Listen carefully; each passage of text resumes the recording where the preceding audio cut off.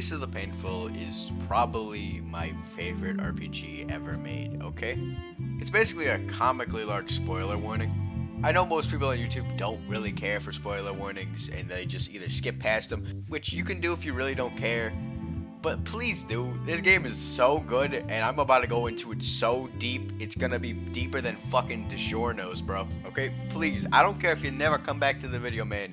Play Lisa the Painful. Trust me, this experience will be a billion times better if you don't have your first impressions being Brad in my fucking dumbass nerd voice, okay? Alright, you've been warned. Lisa the Painful. Holy fuck. I love this game, bro. It is insanely well done. Like, I don't know where to start with this game because I fucking love it so much. I think best way to take it from here is just straight up go all in order from first scene to last scene.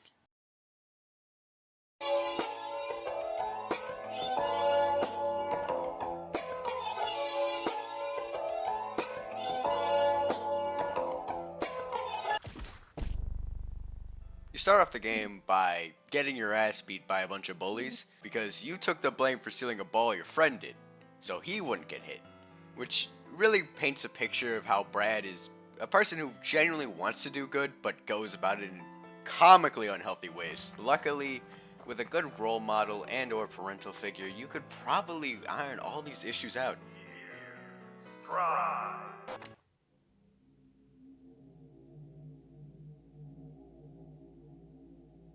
Once again, my son steps into my house, beat to shit. I'm not buying you another shirt! Worthless shit, kid. Go to your room. Now. As you can see, Brad lives in a horrible household with a garbage father figure. At least he has his sister to keep him company. Don't mind me, I'm just gonna go to the main menu. Oh, well, son of a bitch. This right here is Lisa, aka Brad's sister, and kind of the whole reason the main plot starts. Because of all this, due to this, Brad really has some issues, okay? Which leads him into being a drug addict and martial artist. Which is, as you know, cool as fuck. You can't spell Brad without rad. Then we skip a bit 15 years, when an event known as the Flash happens. It's never really depicted or shown how the Flash really goes down, but after it happens, every single woman on the planet disappears. Stop with the fucking utopia images! And because there's no new children, the entire world falls into disarray, leaving Brad and all of his friends in a apocalyptic hellscape, where the only true form of currency is, well, pornography. In this very depressing world, Brad seeks a new form of comfort, joy pills. When he's about to take one of his many hits of this substance, he hears something, a baby crying. What the hell?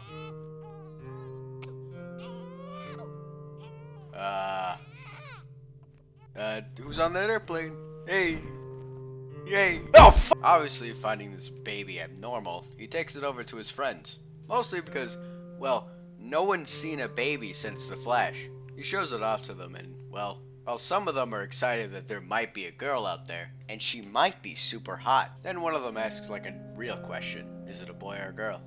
Turns out, this isn't just a baby, but a baby girl. One of the friends thinks it might be a good idea if they just hand the baby to a bunch of raiders so they can get a bunch of free stuff, and they'd probably be more equipped to deal with something like this. But seeing this as his opportunity to make up for what happened to Lisa and redeem himself in his own eyes, because he, well, wasn't there to protect her,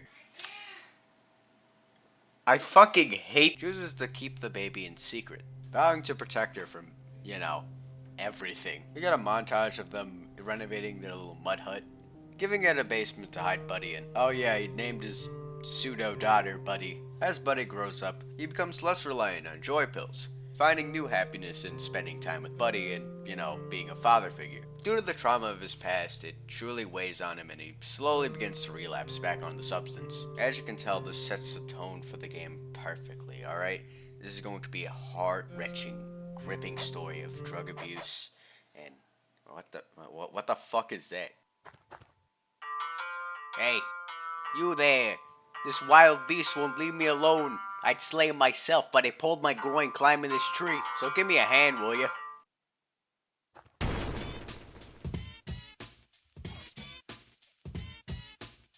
Now I would like you all to look in awe. This right here is peak game design. This is the greatest game of all time. Oh, brother, just feel that beat, bro. Just feel that shit. And honestly, this combat right here is as good as it gets. This is probably one of my favorite RPG combat systems ever. Because honestly, think about RPG combat. Alright, break it down. It's just menus. Which makes sense because all RPGs are, you know, role-playing games like D&D and shit. Because most of the fun comes from, you know, the story and the people you're around. That shit's for fucking nerds, though. That's why most RPGs try to spice it up by doing something new. Okay, alright, you got Undertale and it's dodging. You got Earthbound and it's fucking dials. You got the Mario RPG games where they're all like timing based. Sucks that we're not gonna get a new game. What do you mean there's another game coming out? Holy sh! So what is Lisa the Painful's gimmick?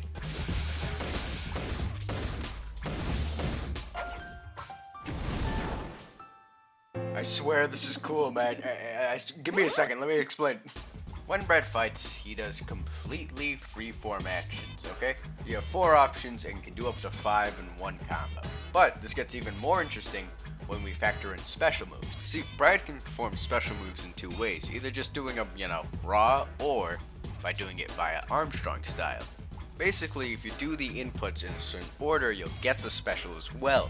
So, you'll get the damage of the punches and the special move, which adds a nice little layer of interactivity. You also have factors like withdrawal, which add an entire new layer to this, where everything will do less damage and your punches won't deal any damage. So it's better to just do it via the menu. This can be mitigated by doing stuff like, you know, waiting or taking joy pills. Joy pills allow you to increase every single one of your stats and give you guaranteed crits basically, which is really fucking good, and if you're struggling on a fight, it's completely reasonable to take some. It will also change aspects of the story and how people see you, and can also affect certain party members in your team. So it's truly your choice either to use it if you're struggling, or, you know, not be a bitch. Another aspect I love about the combat is the TP system, okay? Some characters have SP, some have TP. They work very differently from each other. SP is basically like your regular RPG mana. It's carried between fights, you'll need to use a potion or something to refill it, and is very common on characters. TP is different because it has way different properties. TP isn't carried between fights, but will always stay at a solid 10. They'll need to use different items to refill their TP or other characters to help them get their TP up. And if they do their basic attack, they will get TP back, allowing them to have a lot more longevity in fights. And you want to have a lot of party members on your side, for reasons I'll get into later. But that's enough talk about basic combat shit. We got a dog to explode. You're pretty tough for a whacked out midlife crisis looking bald guy. You seem like you can handle a lot of pain. Like maybe you could handle some kind of pain related difficulty setting, huh? Now, let's get into pain mode real quick. If you're a new player, why are you here? Motherfucker, you saw that goddamn spoiler warning. Yes, get the fuck out of here. But if you don't give a shit, which is completely reasonable, I would recommend you start off on pain mode. But if you don't enjoy it, which you probably won't, play on normal. Pain mode is probably one of the most unique difficulty settings I've ever seen in a game. Here's how it works. By turning this on, you lose access to a few things. You lose some encounters, it being replaced with much harder encounters. And, you know, yep, every time you use a save point, it fucking explodes. And you can only use it once, okay? So every time you find a save point, relish it, enjoy it. And one mess up can actually lead you to losing hours of progress back to a save when you're in fucking no man's land. Honestly, I lost 3 hours of progress once, debated not making this video, but I pulled through. But here's what I'm saying. If you don't like pain mode and you, after your first death, you're like, yeah, fuck this shit, it is completely reasonable if you go to normal, alright? But I'm just saying, if you want that true least of the painful experience, just play the game, honestly. But if you really, really want to be pretentious about it, play painful mode. Because it helps, you know, emphasize a few mechanics that I do like. Anyways, enough yapping. How about we get back to the story? I would have helped, but like I said, I hurt my hamstring. I'm Terry Hints. People call me the Lord of Tutorial. I've been traveling the lands, leaving my hints for all to see. I'm a pretty big deal. I got a lot of fans. Fucking weirdo. Wait, huh? You seem pretty lonely. Since I'm a nice guy, I'll keep you company. Cool, it's settled. Now the game truly starts. And Terry wasn't lying. He did spread hints all across the lands. But if you really don't care about the hints, you can literally walk past them. You know, it's Dark Souls. You can just walk past the tutorial messages. Followed by his new friend Terry.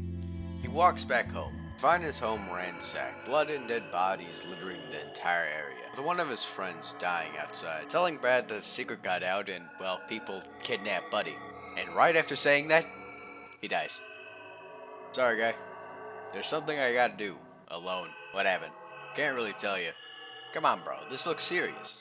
Someone close to me is missing. I need to find that person. That's really all I can say. Oh, shoot. That's sad, dude. I figure you'll need someone to protect you. I don't. I'll tag along, I guess, considering I'm a very strong warrior. I'm starting to sense a pattern. And your mission is simple. Go find Buddy and get her away from all these fucking losers, creeps, and weirdos. And we get to fight with my man Terry now.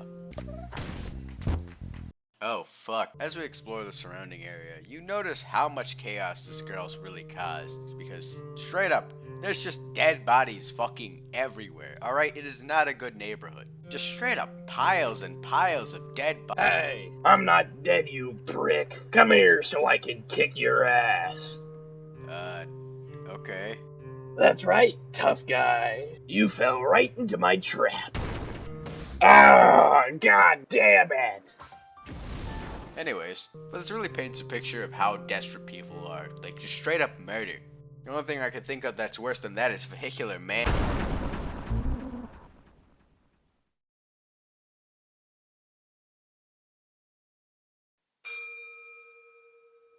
Time is a great teacher. Sadly, it kills all of its pupils.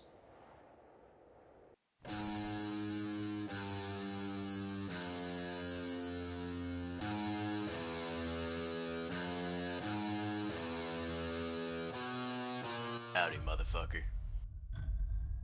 Our paths hath crossed yet again.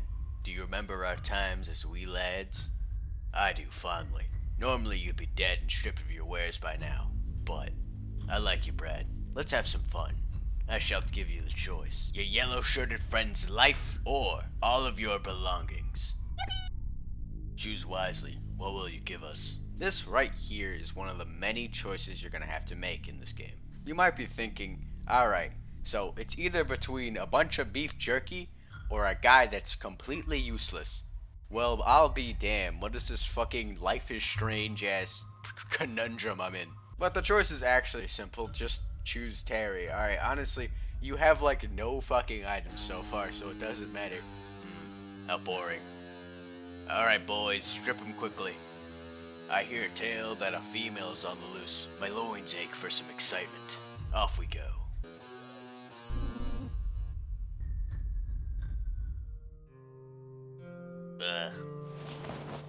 My head. Whoa, you look like hell. Are you okay, dude? What happened? We got hit by a truck. It was some old friends. Everything's okay now. Damn, first my hamstring, now this? You're a bad omen. Yeah, I guess so. Well, it's all good, man. I don't mind. I like hanging out with you.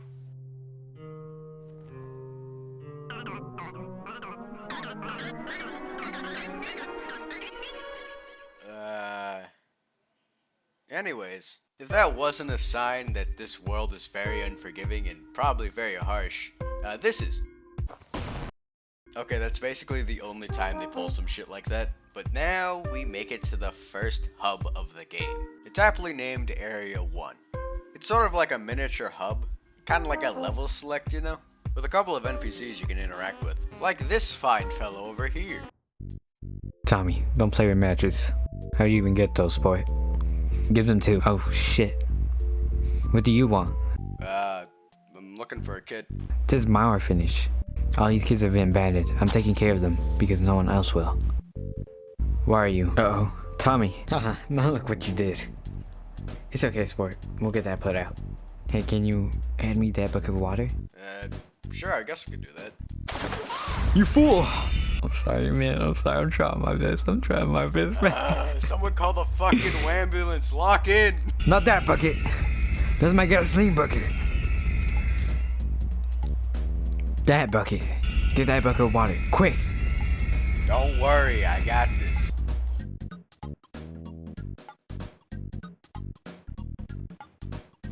You were too late.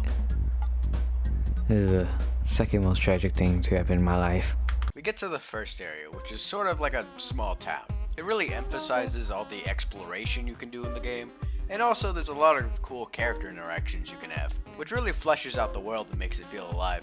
And you come across your first dojo, run by this guy. He'll teach you the Iron Tiger technique. But first, see that cliff over there?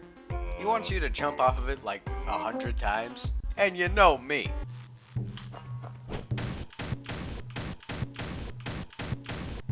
This is also getting me free footage. I need lots of footage. After doing that, you get a scroll. You can use it on any party member, but it's probably best you put it on yourself. You also find out about a card game being played in an abandoned building, which might be a good place to collect information about where Buddy is. Damn, it's darker than a bitch in here. Oh fuck, they play Hearthstone. Oh, it's you. Your heart seems unhappy. Let's cheer it up. Remember to take care of yourself. I'll check up on you soon. I'm not gonna be sleeping well tonight. Oh yeah, sleeping. Resting is a mechanic that allows you to heal every single one of your party members and revive them. It's a nice little safe haven in such a cruel and vindictive. Bonk! Yeah, I dare you. Rage quit. Come on, make us both happy. The fuck you think this is, Pokemon? No. Resting comes with its own risks of random events that can happen. Party members can just leave you straight up or be kidnapped by random gangs of thugs that you then have to go track down and pay ransom for. You could be poisoned in your sleep by a spider. People can just ransack and steal your stuff. Occasionally, a guy will just fucking fart on you.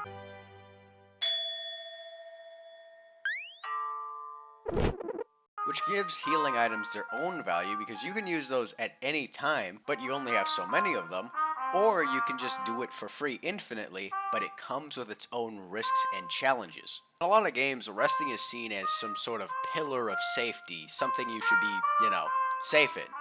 But Lisa the Painful subverts this by making it a risk-reward mechanic that keeps you on your toes. That's fucking badass! We then come across this fellow. I don't know what his deal is, like he's staring directly into the sun. Oh, hello there. My name is Nern. I'm considered the greatest historian of our time. I've gathered a wealth of knowledge about Olathe. I mean, I could correct him, but I think it's funnier if he says it wrong the whole time. Many tales. Would you like to hear? Fucking boring. Oh well, I'll tell you anyways. It all started with what I like to call the Flash. Now, this is a different Flash than the one that usually happens down the block on Thursday. So, to get this down, you need to know that there were these two sides. There was the Magarnas, again, completely different than the Magarna from the one down the street. The Cartogras thought was a peace treaty to invite them to take over their land was actually a gigantic bomb. And that bomb ended up having a great strangeness fills my body. Something was wrong. I've lived many years and I've never felt something like this before. Do you know what it is? Shit. What was it? Yep, it was my rocking chair. Oh, That you wouldn't son of son a of a bitch! gun. Biolab says it wasn't touched by her either, so we're all good on that front. Not tick, but frequent the other. And then, at one point, as soon as the Cartagras were winning, that's about it. Oh my god, it's over. Shit. I can tell by the way you're walking away that you don't want to leave. If you really want to hear another story, I'll tell you. See, the reason I keep bringing up Magarna is because we used to have a thing. Known as the greatest historian, I was only known as the kind of best historian at the time. That rocking chair has kind of filled that void. Yeah, I'll miss it. Jesus fucking Christ, thank God it's over. Some people really just talk so fucking much for no reason. Alright, this is the second worst thing that's happened to me today. Alright? First, my pseudo daughter gets kidnapped, and I gotta listen. No fucking hello way. again. You're saying you already know what this is? No, I assure you this is something that it was a treaty by the Cartagras and Cartagras are different. So we can better get to the Managras. See, they changed their name after that whole battle. So after that battle, and then I noticed something. I was wearing 2 different kinds of socks. Golly, I'm all revved up after all this thrilling exchanges. To be fair, you're a bit of a bore, but beggars can't be choosers. I think I'll stick around. I've got many a tales to tell.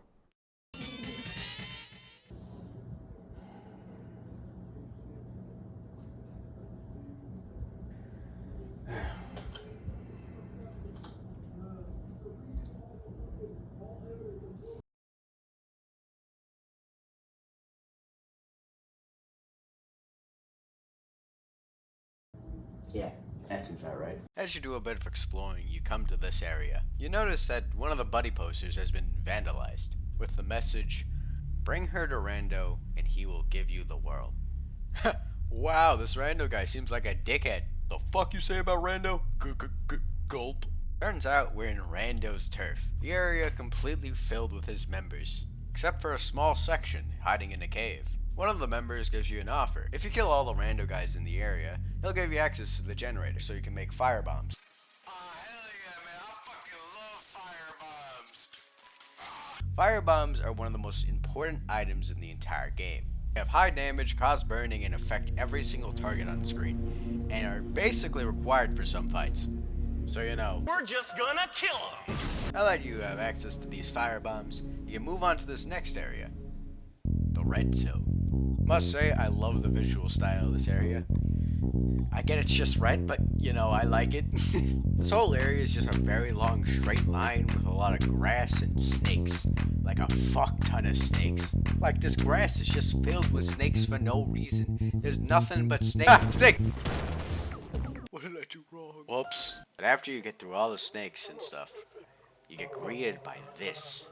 This right here is your first encounter with a joy mutant. Joy mutants are mutated humans that I don't even know what the fuck I'm gonna call this thing. They have incredibly high amounts of health and have insane amounts of damage. So you're definitely gonna have to spend a couple items if you actually want to kill these guys. They don't fight like most enemies, okay? They're really slow, but when they do hit, that shit fucking hurts.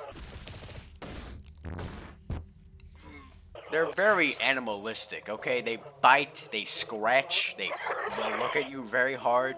You can't play around with these fights, okay? You really have to focus in. If you're gonna hit anyone, please hit Nerd. Fucking, I'm the Groot! After killing them, you can actually finally get past where they were, to a small area where you find a child's bicycle. Bicycle is an insanely useful item, for a couple of reasons. One, it allows you to jump small gaps, but it also allows you to, you know, go a lot faster than just walking. And counting on how big this game is, this is a huge upgrade for yourself. And I'm so glad you get this so early in the game, because I'm telling you, I would hate to Death Stranding this whole fucking first section. The bike really helps make traversal and exploration way easier. And now you're greeted with this area, with the Barrel Boys. So basically, you just kill these guys, okay? Alright, I know. You're supposed to avoid them, and it's supposed to be a, you know, disadvantage thing to fight them all. But you can just one-shot them, so fuck it. from here, it's just straight up smooth. I'm the Supreme Lord of Surprise, Scott Lawson. And you just got kicked in the groin. Fuck you! Anyways, you didn't get to come across this guy. Look at this guy. Look at him go. He's so happy to be here.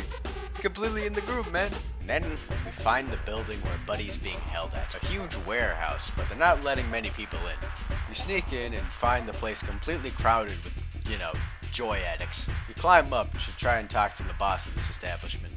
Oh, hello. You here for the girl? You dirty bird, of course you are! We here at the Magnificent Men's Club are all about the people! I'm like 1 foot away from you. I can hear you just fine. You don't have to yell. Oh, sorry. We do our best to make your time on this terrible earth as enjoyable as possible. And lucky us, we found that sweet little treat that's been running around. She's such a peach. Well, I'll go let... Ah, Oh, quick, fuck, he's call an having a heart ambulance! attack. Well, I'll go ahead and let you take a whack at her. Let me just... Wait a minute. Oh, your head. Your hair. There is none. You come to our club with no hair? You dandy fuck! No, if you relate to Brad and his struggles and are looking for some kind of easy-to-use, cheap, and affordable plan to get your hair back, well, too damn bad, fucking moron. Fucking idiot.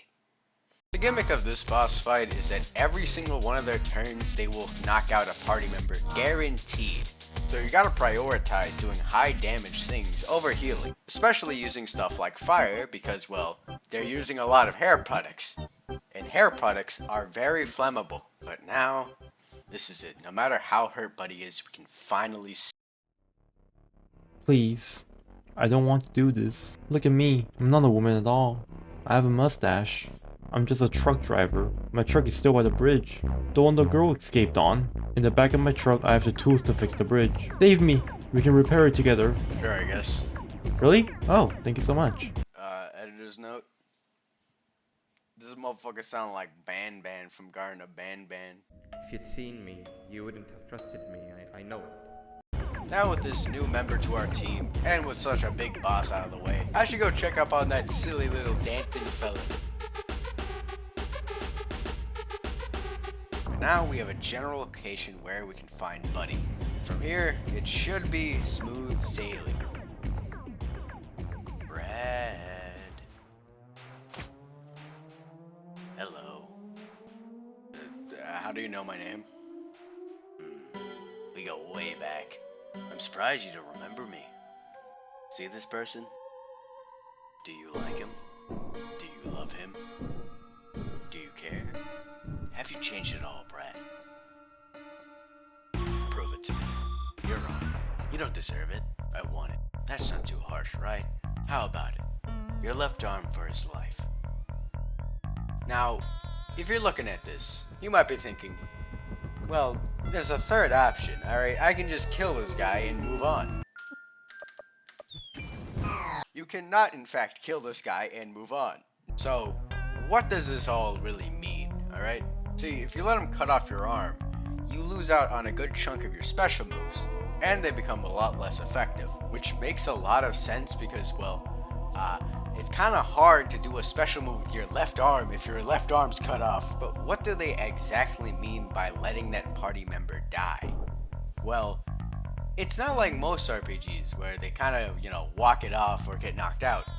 No, they're just fucking dead for the rest of the game. They don't come back. Now, you genuinely kind of have to think about this one because, well, you might not want to lose that party member, but you also might not want to lose your left arm. Unless you kind of cheat by just, knowing that this is coming up. Just bring a bunch of fucking loser members in, and then if they die, who fucking cares? Which is what I do. This is like comically better on pain mode because, well, if you're not ready for it, you're basically guaranteed to either lose a party member, an arm, or a bunch of progress having to go back to a very old save. Which to me is really fucking cool. And after we leave this area, sup us? See that bike over there? It's yours. I'm at the end of my rope. It's over for me. Just remember, don't wear a helmet. That's lame as hell. Later, Hoss.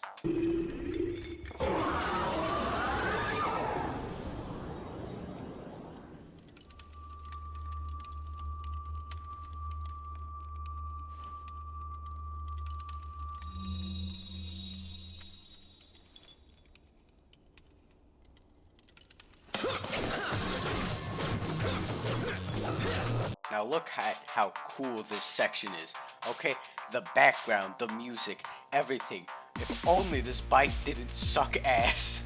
Honestly, it's the hardest thing in the game, alright? I've been fucking pain mode joyless. This shit is harder than that. Fuck this bike. But don't treat it as a bad thing about the game. No, it's lore accurate. Brad does not have a driver's license. And driving illegally? You can't spell Brad without Brad. Honestly, I just really like the aesthetic here, okay? It's cool as fuck. Honestly, I don't believe a single thing could kill this goddamn God! My fucking bike!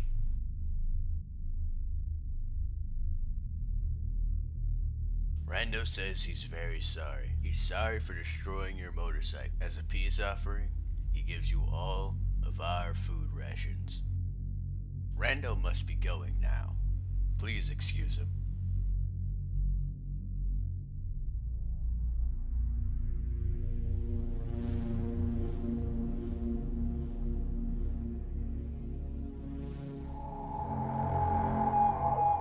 You're not getting away with our food. Rando's too fucking nice. Trash like you don't deserve him. This right here is your first interaction with Rando, the gang leader that's really into trying to get the girl. And he's definitely one hell of a fucking guy, alright? I'ma just be honest, he took that fucking motorcycle like a champ, bro. So we know for a fact he's a motorcycle tier threat, which makes him infinitely more scary, alright?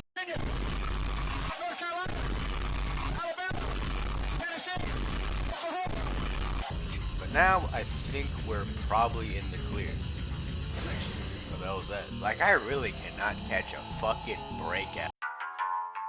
I fucking hate this city. Move and you die. You and your men are coming with us. Russian roulette's the game. Folks came to see some fresh blood. After that, I'll let you go. Win 3 rounds, that's all I ask. Choose a member's life to play with. Now, before we why the fuck are you so happy? Let me explain in great detail why this is probably one of my favorite minigames in any game ever. It's not like you're, you know, gambling with your own money or items. You are gambling away your own fucking friends. And it's the fucking coolest shit ever to me. The insane levels of stress you feel clicking the spacebar to see if you fucking died or not. And every time you fucking feel that shit, okay? It's unlike any game I've ever played. Farty, play. 1.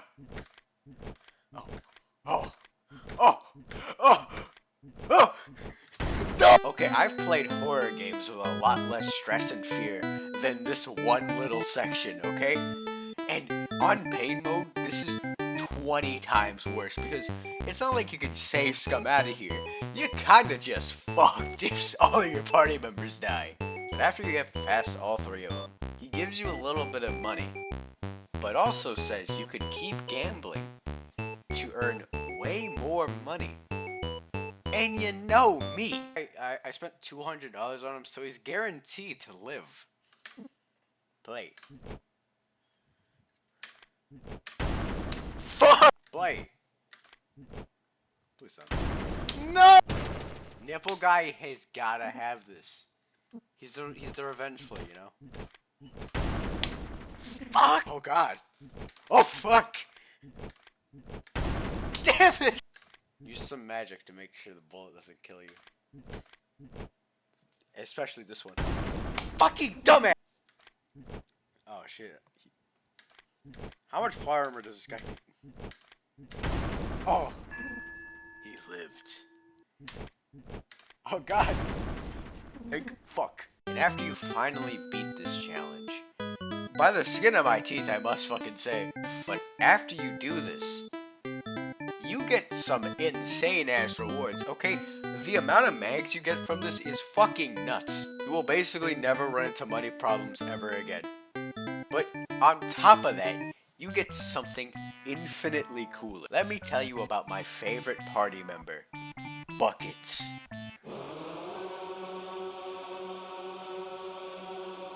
Buckets is probably the coolest guy I've ever met, alright? The reason you get him after losing so many party members is because he is him, okay? He will do the job of all those motherfuckers combined and then some. He has incredibly high damage. Such high damage that if you give him joy, it doesn't even affect him. He's just that fucking cool. And he throws coins around in battle? I mean, who would Anyways, now we finally make it to Area 2. We're halfway through the game. Hey, how are you holding up there, Editor Me? Can you do me a favor, past me?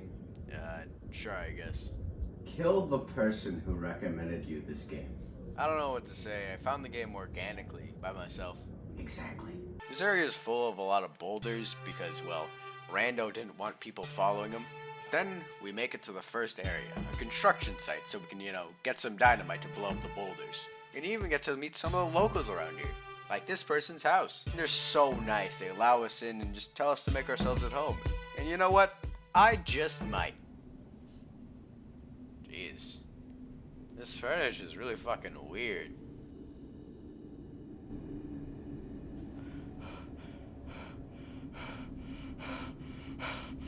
Anyways, then we find a full functioning bulldozer. And they left the keys in here, so, I mean, it'd be a shame not to.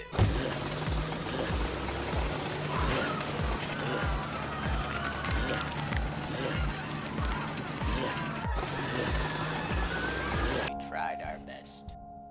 Yes, we did. Goodbye, Timmy Carrots. Goodbye, Percy. Bitch, move!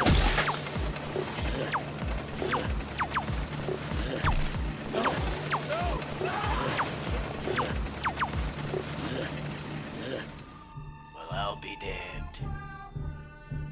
This is it, Horace.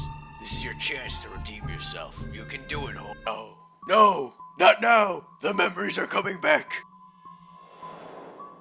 Grandpa, I wanna be a bulldozer driver, just like Daddy was before him and Mommy died. Whatever, kid. And the last diploma for the day goes to Morris Dinkle. I think that's a typo. I'm Horace Finkel. Okay, whatever. Time to show the world what I'm made of. Hi, I'm Morris Winkle. Whoops.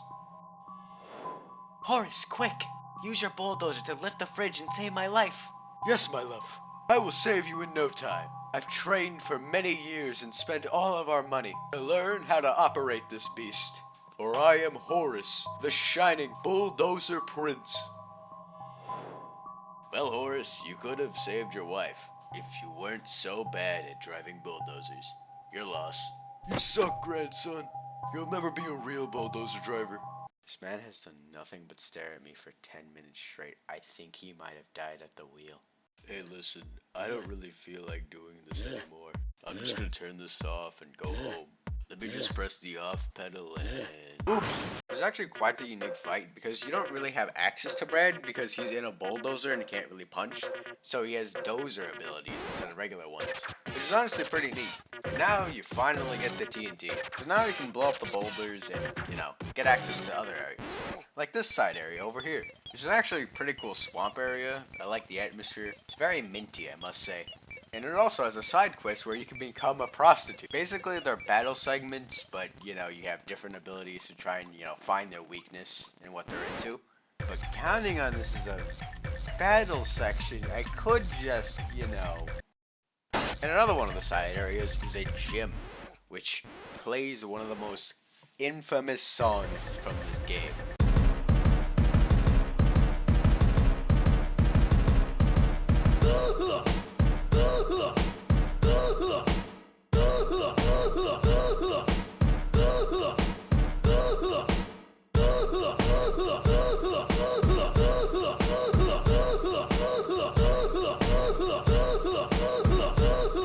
Can also work out here, but it really doesn't do much. Yeah, you get XP, but you really don't need it. And a couple guys ask you for some dynamite. And I have more than enough, so I guess it's not too bad to give them some. And then they go on to fucking blow up a dojo, killing everyone. This is real, you caused these people to die. But getting back to the main story, we find this area, which, look at these, golden arches, basically. It's pretty obvious what this parodying. Mr. Muhammad. Basically, they formed an entire religion around this fast food chain because, well, I mean, seeing is believing, and I'm seeing this shit. Checkmate, atheists. As we climb up the mountain, we come across a lot of animals and chicken nugget monsters. And then you have probably one of the coolest fights in the game against Wally, which, I mean, it's a hard fight, but the fact that as you attack him, he slowly chips away is super fucking cool to me. Then you get to see your dad as a spider everywhere. And it's very fucking slow and annoying. I don't like this section, okay? But after, you find Buddy's mask hanging on a tree. But knowing her, she's probably insanely well hidden, okay? It's gonna take me a good... And she's literally like 10 steps away from her mask. Thank God, now we can roll credits, holy shit. But instead of instantly coming with us, she actually refuses to. Because Rick and Sticky, your old friends from before, told her about how important she was as the last woman alive. So she kinda wants to be out here, because she feels needed and wanted.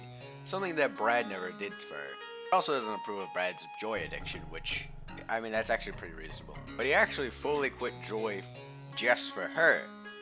Well, I mean, that's what I personally did. If you take joy before this, then Brad's just like, fuck, she got me there. Fred tries to explain how this is comically dangerous for her and she's gonna be ripped to shreds out there, but then she responds, yes I am. Uncle Sticky showed me. Should I really be talking about this on YouTube?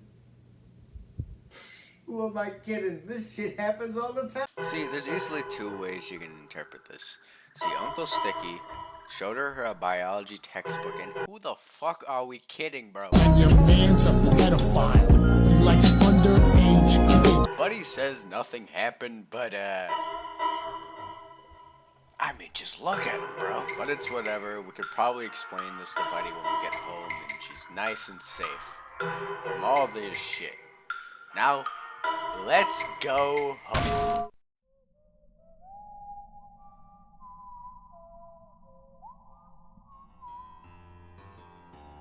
We wake up to find that Buzzo and his entire gang have surrounded us. If you couldn't tell, Buzzo really wants us to take Joy. It's kind of his main motivation for being such an asshole and killing our friends and, you know, cutting off our arms.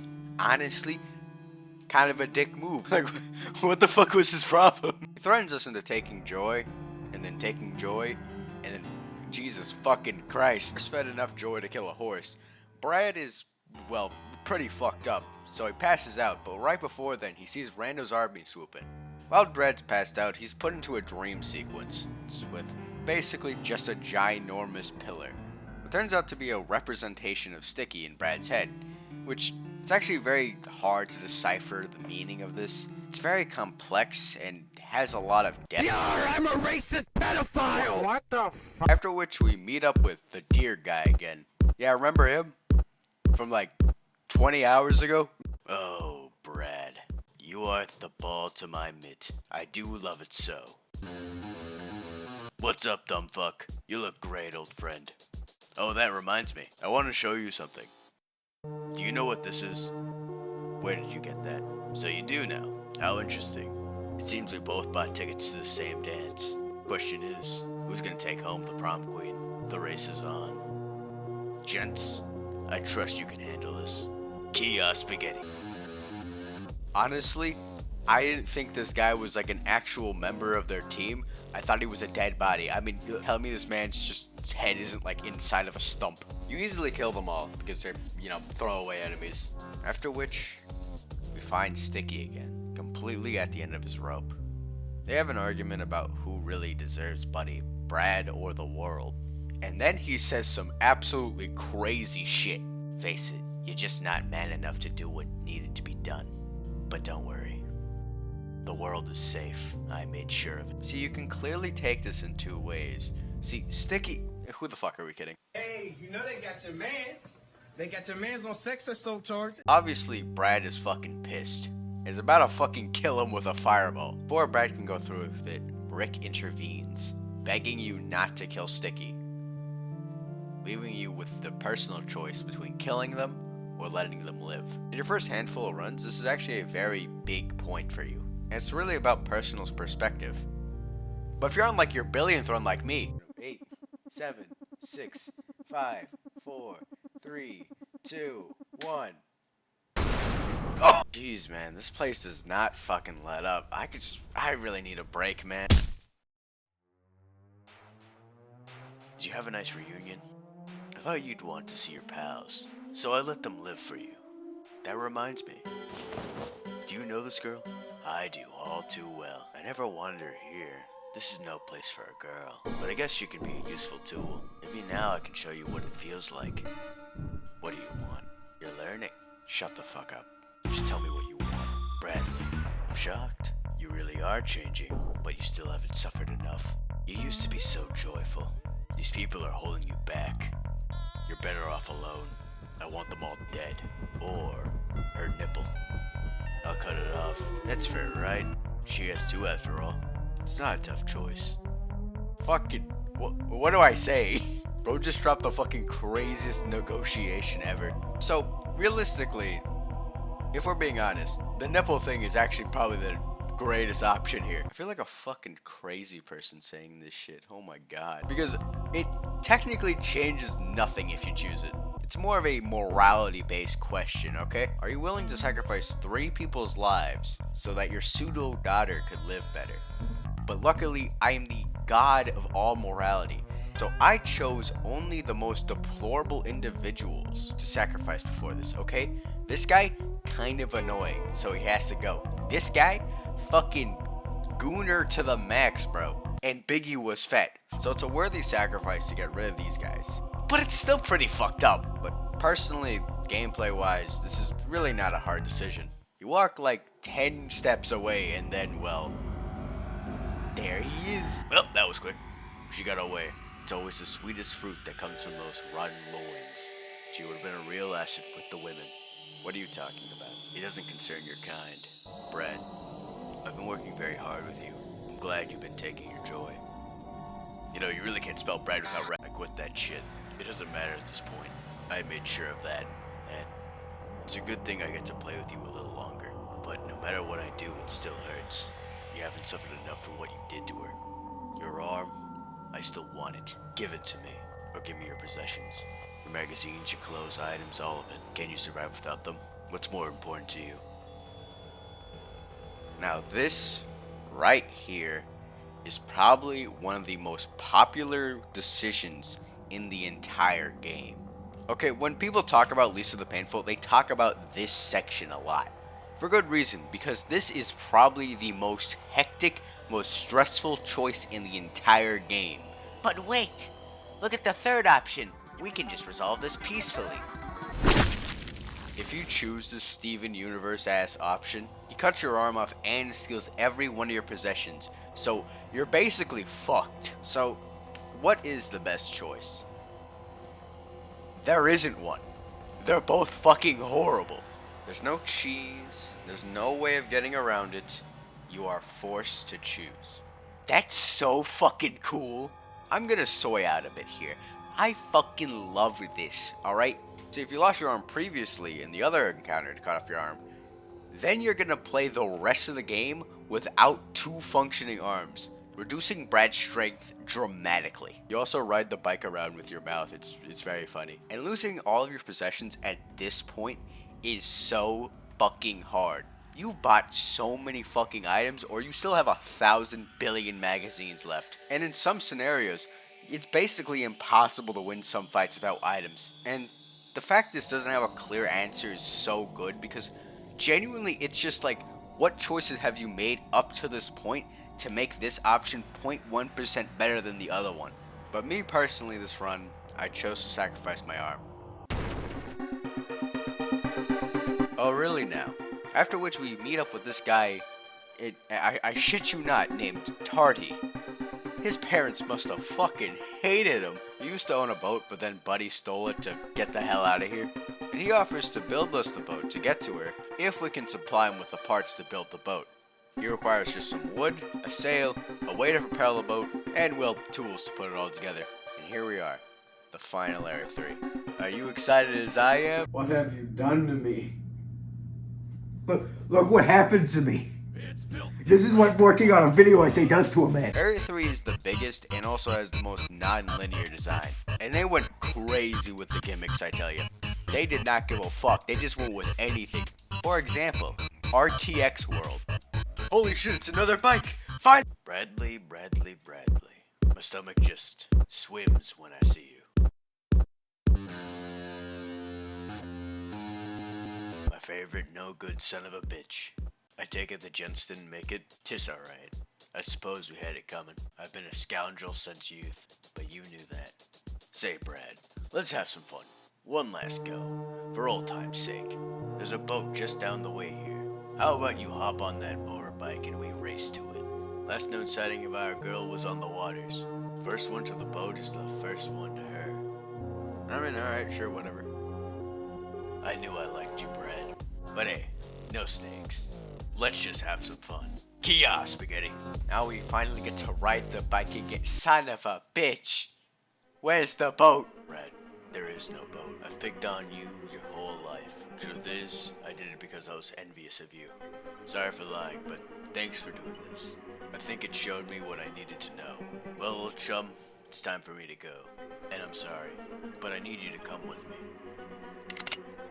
We sure had fun, didn't we? I'm going to miss you. Sorry for giving you a hard time. Bye, Bradley. Here I come, gents. Okay. Bye, I guess. Now we're on to get the first piece of the boat. The entire gimmick of this area is that there's a lot of catapults that people are laying on, so you just, launch them. At the end of the area, you fight the gang leader that runs the place, which is, he's just kind of an egotistical asshole. He literally just straight up asks you if he is perfection. You can answer in two ways. Yes, you are, or you suck, you ugly suck boy. Obviously, you know what I chose. And he gets, rightfully pissed about it, but... Hey, now we have the save. I should go rest up. I got a long day ahead of me. I haven't mentioned it throughout the video, but when you rest at a campfire, sometimes you get interactions and cutscenes with your party members. Because I really couldn't fit them in anywhere. But with this campfire interaction, it's probably my favorite, so... fuck it, we putting it in the video.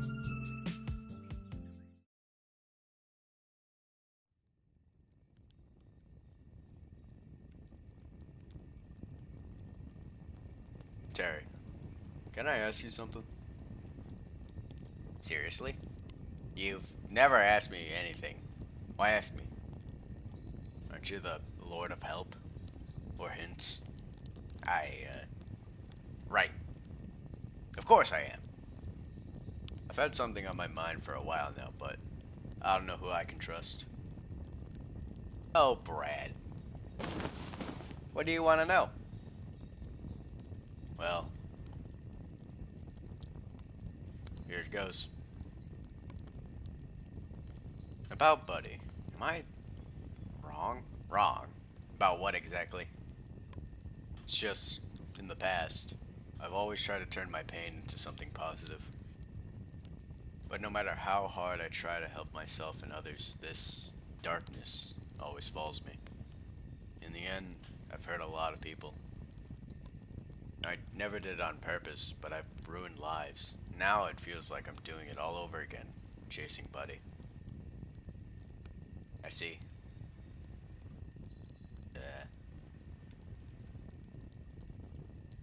Wow, yeah.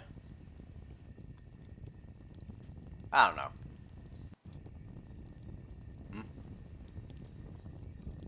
Maybe I shouldn't have said anything. No. I'm just surprised. I wasn't expecting all that from you. If I'm honest, I've never had friends or any family I care to talk about. Hard to believe, but I was very shy and lonely. I wanted more than anything to connect, though. I wanted people to like me. Actually, it's more than that. I wanted to feel needed. I needed purpose. Ultimately, that became an obsession. I tried so hard to fit in, and that pushed everyone I liked away. Except you. I'm my authentic self around you. And I don't know why, but somehow you don't hate me. And that kind of blows my mind. On top of that, now you're confiding in me something so personal.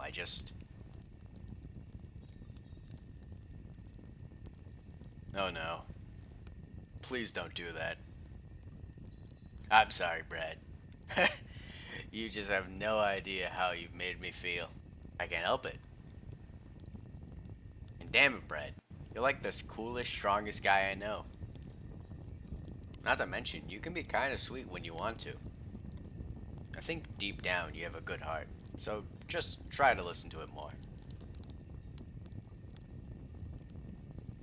Here's a hint. Do you know when your heart cries the loudest? No. When you can barely hear it because all the chaos in your head is fighting against it. Now I really regret saying anything. And for the first time in a while, Brad actually relaxes and feels like a tiny bit of peace for once. And it's genuinely beautiful. Terry, this whole time, has been growing stronger alongside you. And at first he was completely useless, but now he's grown way stronger and is actually kind of a friend to Brad. You've both gone through hell, definitely. And it's genuinely nice to see these characters interact more. And Terry ends the conversation with one final message. Just promise me, Brad. Don't turn into a monster like everyone else.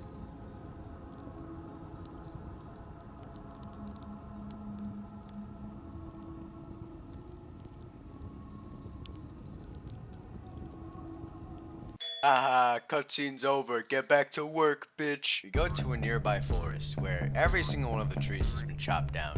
And I must say, I love the visual design here. I get it's just red, but this is like Red 2, the sequel. There's only one tree left and it's a sacred tree, so a bunch of natives try to stop you from cutting it down, but I deserve it more than they do.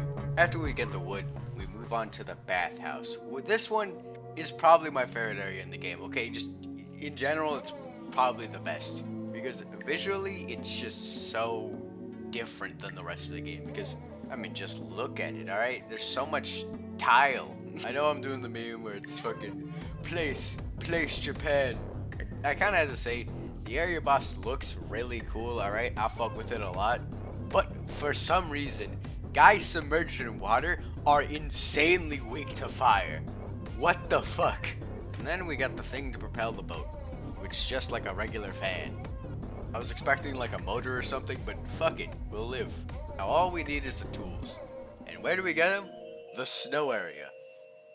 Yeah, Olathe, you thought it was like a desert in like complete shit? Nah, this place is like fucking Pandora. And to beat the area, you have to beat a football team leader. This guy is actually an insanely nice party member, but by the time you get him, you already have a good team comp, so you really don't need him. But let's just say he's gonna be very useful for later. And now finally we can build the boat. After the boat's fully constructed, Brad chooses to go alone, allowing his team to have a nice bit of rest. So let's set sail.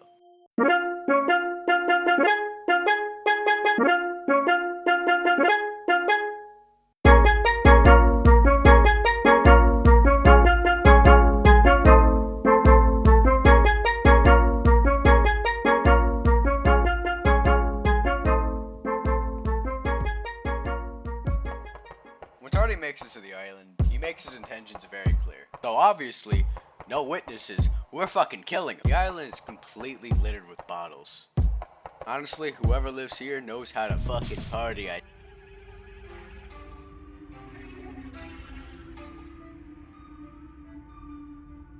What?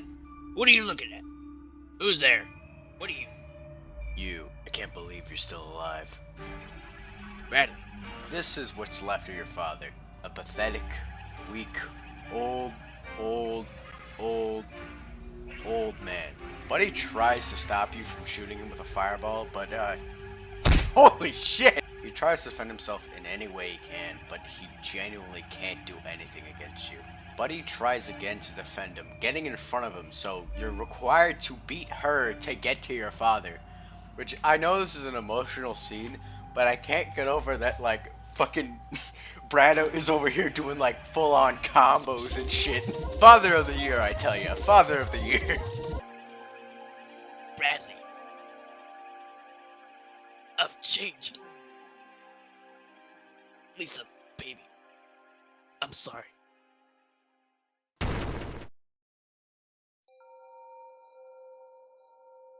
After you reawaken from your blind rage, you're presented with one last save point. From this point on, there's no going back. Now let's use this guy's body as a boat.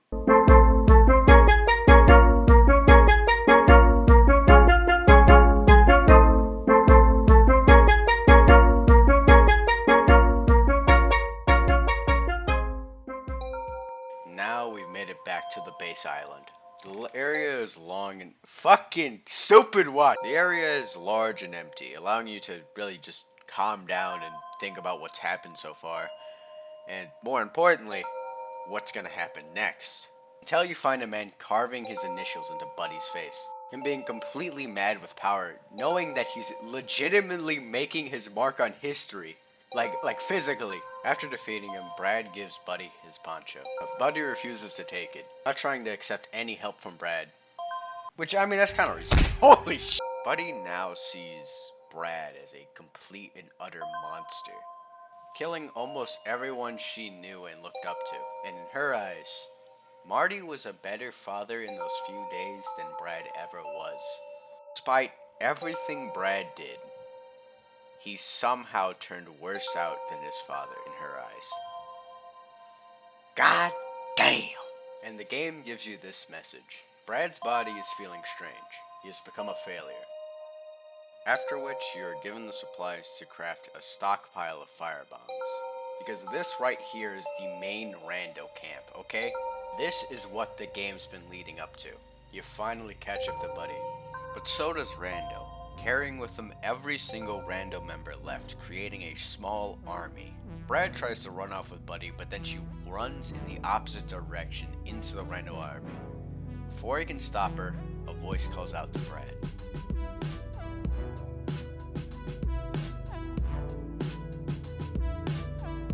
You came? Brad, I've been a loser my whole life. Hanging around you has made me feel strong for once, like a man. The first day we met was the best day of my life, even before the world changed. Maybe you don't feel the same way, but you're my best friend, dude. It's just this. Brad, this is our future you're messing with. I'm sorry, we can't let you do this. Hey, it's me, Olin. Don't do it, man. Why have I not received a single line this whole video? For the first time in my life, I'm speechless, Brad, my boy. This is history for the best. No, you can't have her. All of you people are filling her head with nonsense, blinding her. You don't understand. I have to save her. I'm sorry, guys. Now forced to fight against every single one of your party members you've been joined up with. People that you've relied on for so long, but now that they're in the way of your goals, you have to kill them. Most of your party members don't want to do this, but it's necessary to keep the world alive. But characters that got emotionally invested in you, like Terry, genuinely can't fight you. After killing them, you don't gain anything, and are just left alone.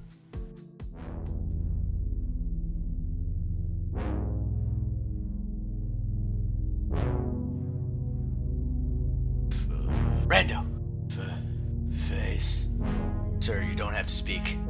Don't worry, little girl. A face is nothing. The insides, it's what matters. Now you're strong. Rando. You spoke. That was the first time I've ever heard him. His voice sounds so weak. I can't believe it. Wait, what about Bald Guy? We haven't forgotten. Face it, you can't win. Just give up and walk away with your life. You don't need to die today. No. You don't understand. I've been dead for 35 years. Today is the day I live. Brad begins fighting the entire Rando army, finding new strength in his desperation for Buddy. Brad going wave after wave against Rando's army, tearing apart each member one by one. The Rando army watches as comrade after comrade gets ripped to shreds. They slowly lose hope and genuinely fear Brad. Brad stands around the corpses of every single Rando soldier, now heavily wounded, leaving only one member left to fight. Rando himself. Rando tries pleading with Brad to have him surrender, but Brad is unmoving. So, the final battle commences. Rando is your final opponent, an extremely strong fighter, almost on par with Brad. As the fight goes on, you exchange blow after blow, slowly cracking apart Rando's mask, until he has no more fight left in him. Brad, near the edge of death, slowly limps towards Buddy, conversation ending with this exchange. For once, I wanted to do something good. I'm the one that was supposed to protect you. I can't let anyone hurt you. Brad, you've hurt me the most.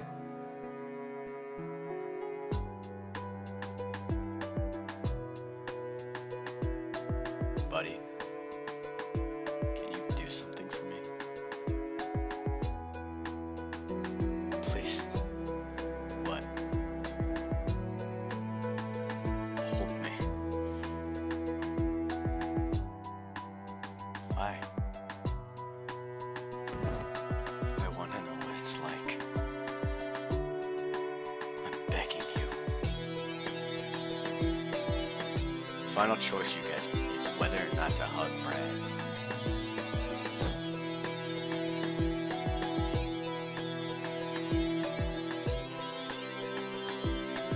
Buddy. Yes.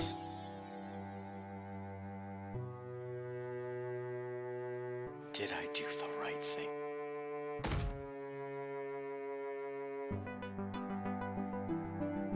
Absolute fucking cinema. This is probably one of my fucking favorite goddamn endings in any video game ever. This right here is the creme de la creme. This is fucking peak.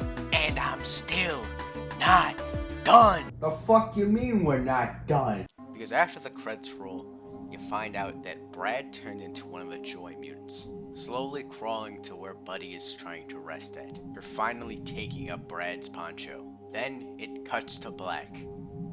It's very open-ended what happened there. I mean it was, and then the DLC came out, but we'll get to that later. The game also leaves you with so many lingering questions. What happened to all the women actually? What the fuck was Buzzo's problem at the end of the day? And the main one, was Brad justified? Now, if you're asking me, he fucking was. Alright, sue me, bitch! Other than shooting Buddy in the head with a fireball and kicking her, he did basically nothing objectively wrong in my eyes. Oh, but he murdered people.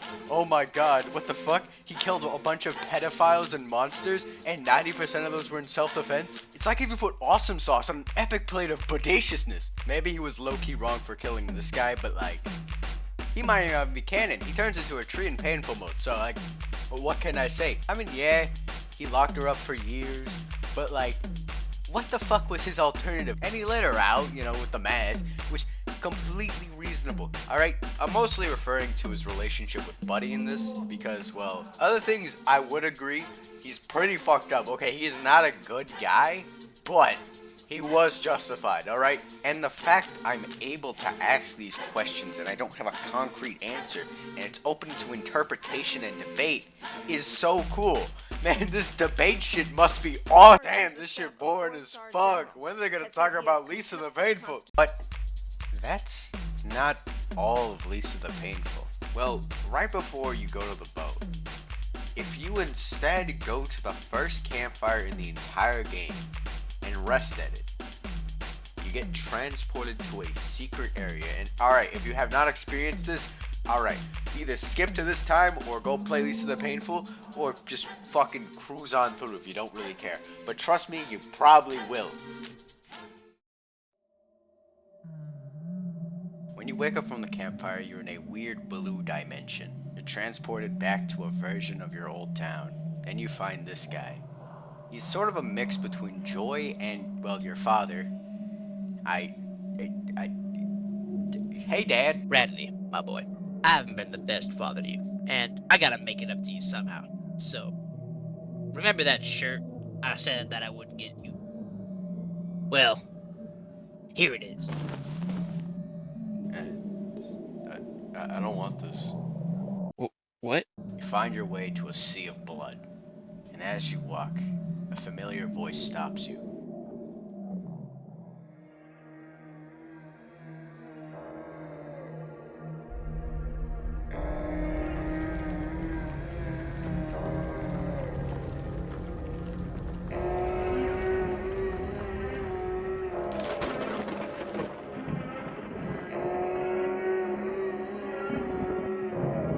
Bradley.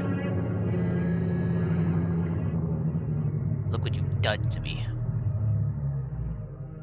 Look what you did to your poor old dad. You need to be taught a lesson. Worthless son. Soft to the bone. But I haven't given up. I'm finally gonna teach you right this time.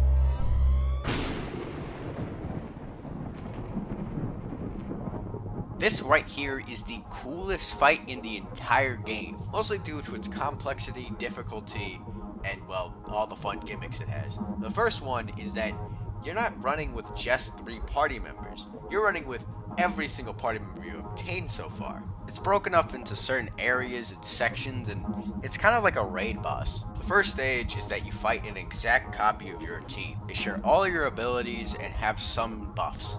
When you return to this area, it gets much harder because then they start locking down characters for an entire turn. The second stage, you're on the weird belly rolls of your dad, fighting spiders with your dad's face on them. The final stage is the one where you fight Marty himself, and all of his weird goo sacks, or whatever the hell these are. When you destroy the boils, you get nourishing sacks.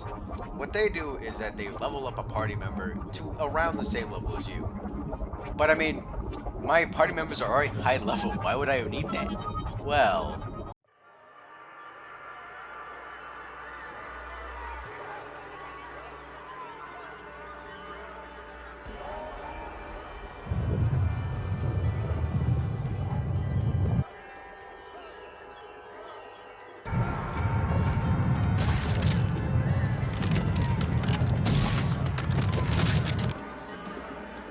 That's right, he fucking devours them. And your father's at a staggering 100,000 health. Holy fucking shit.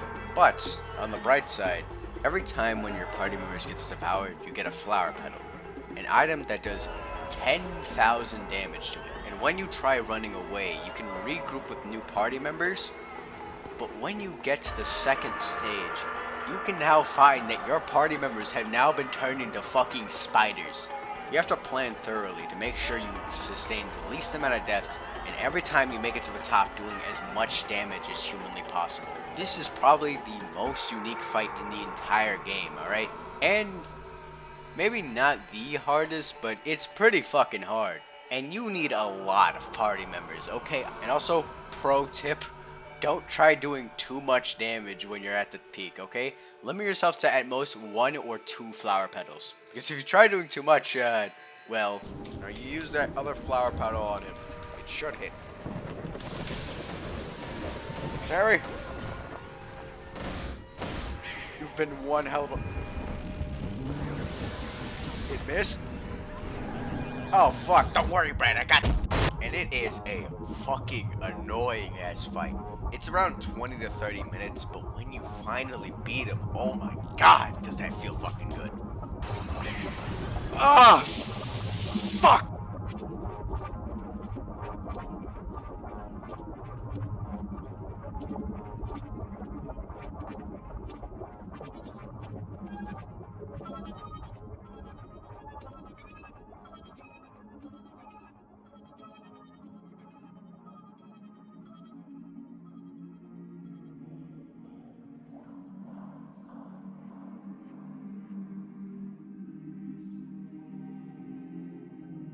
Why? Why do you insist on hurting me? Damn it, Bradley! You've become so stubborn. This isn't us. It's not what men do. So why fight me? Be a man when they hand you their heart. Don't bear yours. You eat it. Consume everything. Puke it up, then eat it again. Eat like a dog. It's easy, Brad. You know it only takes one taste. You know better than me. It's so fucking easy. And if you never stop, it feels so good. What the fuck does that mean, Marty Armstrong? After you defeat him, you're finally a child again, which I don't get that, honestly. And then you're allowed. Wow, what an emotional scene. Fucking sexy boy is freed of poison. Fucking. As I was saying, you begin climbing down his guts. It's really gross. Your dad talks to you a lot, but I'm not gonna bore you with all that. But then you finally reach the bottom.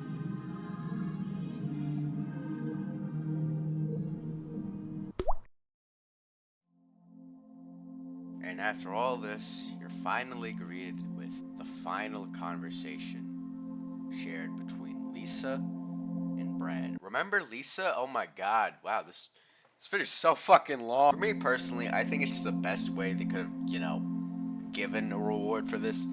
I mean, obviously they could have done some crazy shit like, now you can play as Marty, holy fuck! But this is still a well-meaning and in-character reward for all this. After which, you have a final conversation with what's left of your father.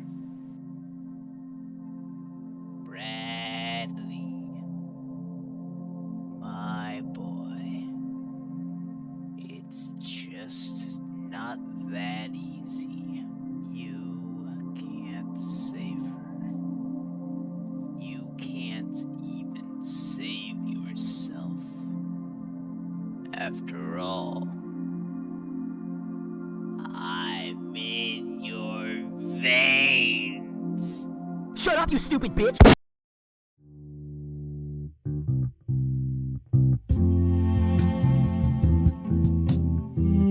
And then, you reawaken exactly where you started, coming completely full circle. When you walk back to the campsite, it's covered in blood.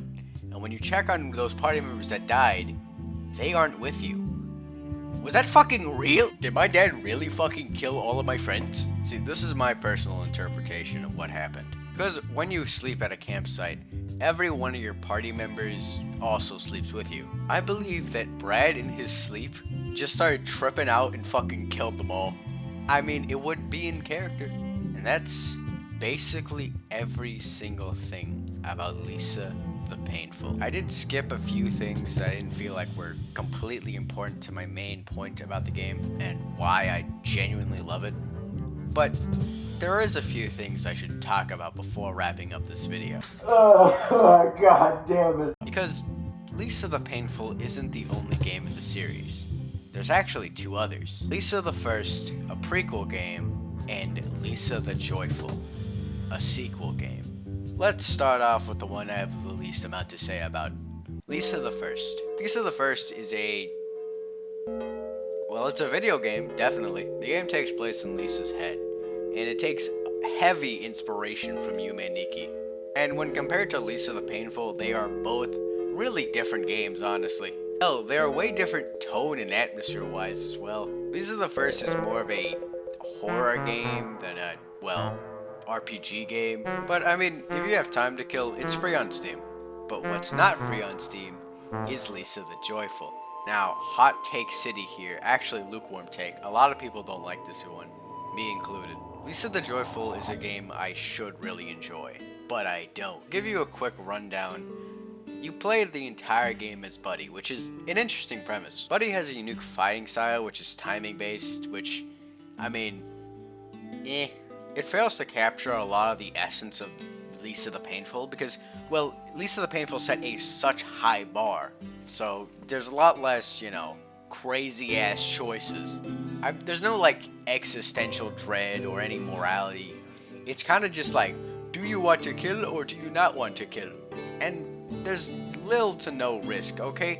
It actively tells you that you can take joy, which is really, really lame, because the whole thing that made Joy scary is that, well, you saw the Joy mutants around you, and you knew for a fact that if you keep taking Joy, and you know people in your party that are taking Joy, when they die, they're gonna turn into that thing, and that's scary as fuck.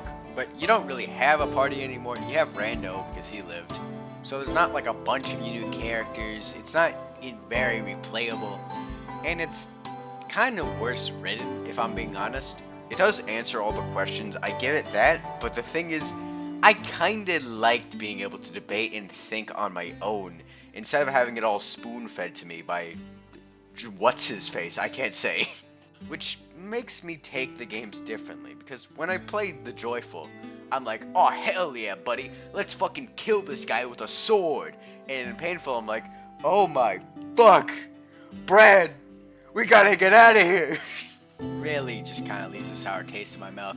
So me personally, I just act like it doesn't exist. But if we want to talk about some good Lisa games, let me tell you about the Lisa the Painful fan games. Because this is a section I've been waiting to do for so goddamn long. You have Lisa the Hopeful, which is its own contained story with insanely likable characters, alright? I fuck with it heavy, alright?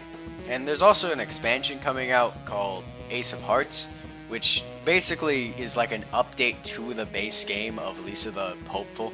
And in my opinion, it's my favorite out of all of them because it's just so nice. I love it. And also, according to Dingaling, the creator of Lisa the Painful, every single fan game is canon. He's also Nordic. The only reason I'm mentioning that is because then I can do the fucking, yo, bring a friend from my homeboy. Is he Nordic? Is he Nordic? Yeah, my gamer Nordic as fuck. Prussian German ancestry. Here's one I don't see talked about a lot, Lisa the Timeless. I really enjoy this game, honestly. It's very different art style wise, but it still has that nice Lisa feeling to it. And the characters are very likable. And the environments are really beautiful. I love them. I love the environments. Then you have the most popular Lisa fan game, Lisa the Pointless. Now this one, it's popular for a reason. Alright, this is probably one of the greatest Lisa fan games ever. And captures that Lisa feeling the most. It's also not even finished. It's only one chapter of 2 or 3. And it's still a lot of fucking content. And Joel is probably my favorite Lisa fan game character out of all of them. I'm sorry, Belt Boy. Because his whole gimmick is just really funny. I love him. There are so many quality Lisa fan games, and genuinely, if you're looking for more Lisa content, just go on Game Jolt and find a random game, and you'll probably find one that you'll like. But Metal 8, RPGs are fucking gay! You know what? True. But there aren't just Lisa fan games that are purely RPGs. Let me tell you about these 2 Lisa fan games, which to me are really fucking cool. The first one I'm gonna get into is Lisa the Fighters. It's a Lisa the Painful fighting game made in Mugen. Why does it matter that it's made in Mugen? Cause then now I can do shit like this. Alright, let's do this. How the fuck is this a fair match? And the final game I'm gonna talk about is Bucket Time. That's right, he's so goated he gets his own video game, bro. It's basically like a Katana Zero, My Friend Pedro type game. It's really fun, and to me, it's probably the most unique one out of all the Lisa fan games. And I'm very excited to see where all these projects go. And now, time to conclude this huge fucking video essay.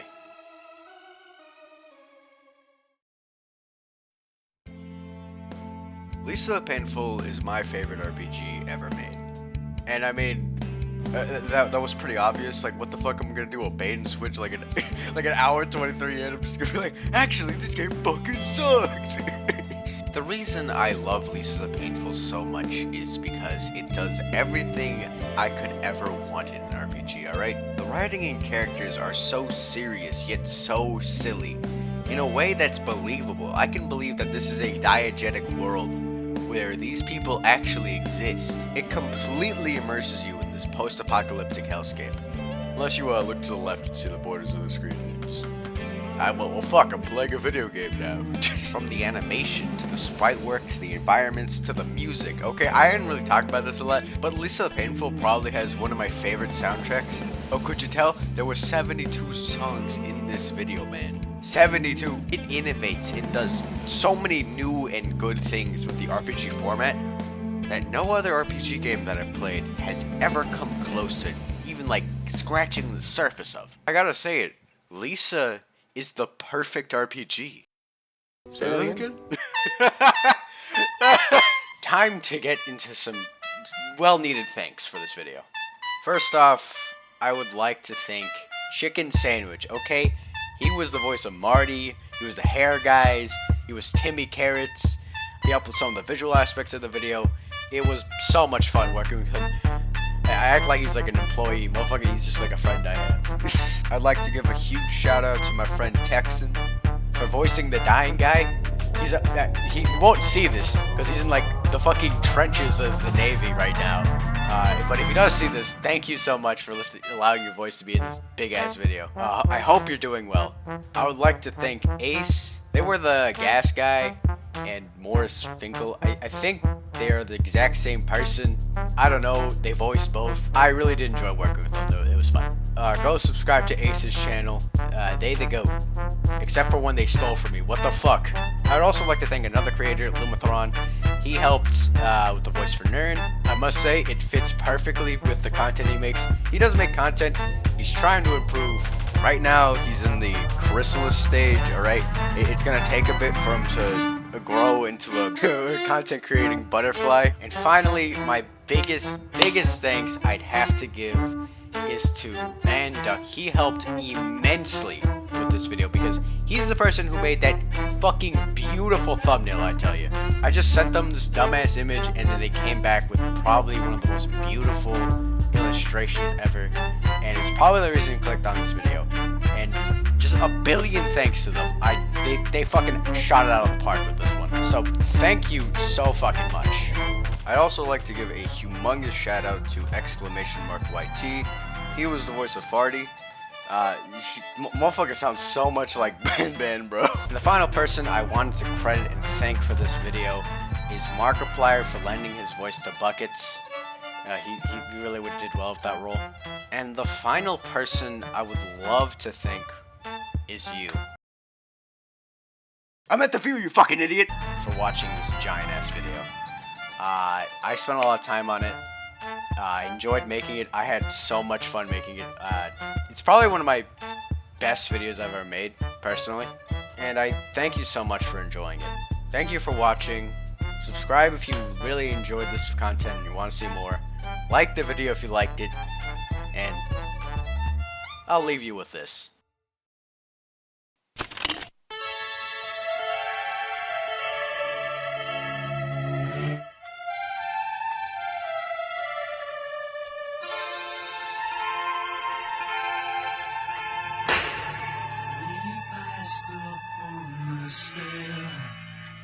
We spoke of was and when, although I wasn't there. He said I was his friend, which came as some surprise. I spoke into his eyes. I thought you died alone a long, long time.